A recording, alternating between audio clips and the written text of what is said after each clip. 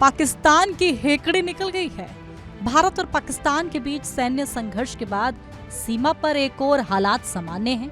हालांकि अभी भी दोनों देशों के रिश्ते तनावपूर्ण हैं। वहीं सिंधु जल समझौता खत्म होने के बाद पाकिस्तान पानी के लिए तरस रहा है। इस बीच पाकिस्तान के विदेश मंत्री इशाक डार ने कहा कि दोनों देशों के बीच दोबारा सैन्य संघर्ष शुरू होने की आशंका बेहद कम है। इसके साथ ही उन्होंने पानी सहित कई मुद्दों पर भारत के साथ बड़े स्तर की बातचीत की इच्छा भी जाहिर की है। इशाक डार ने कहा कि वह भारत के साथ व्यापक बातचीत चाहते हैं, जिसमें पानी सहित कई मुद्दे शामिल हैं, लेकिन भारत सिर्फ आतंकवाद पर बातचीत करना चाहता है। ऐसा नहीं होता है।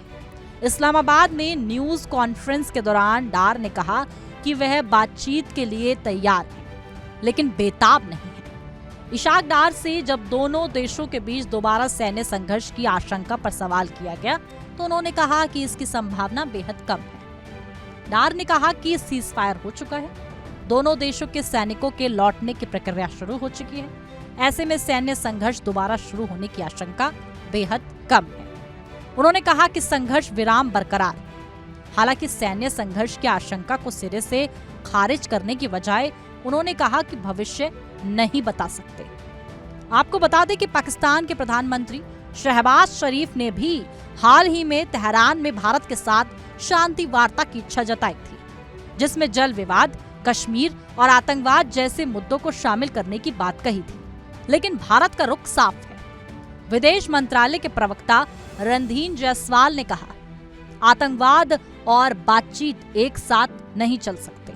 जब तक पाकिस्तान सीमा पार आतंकवाद को समर्थन देना बंद नहीं करता और पीओके को वापस नहीं करता, कोई वार्ता संभव नहीं है।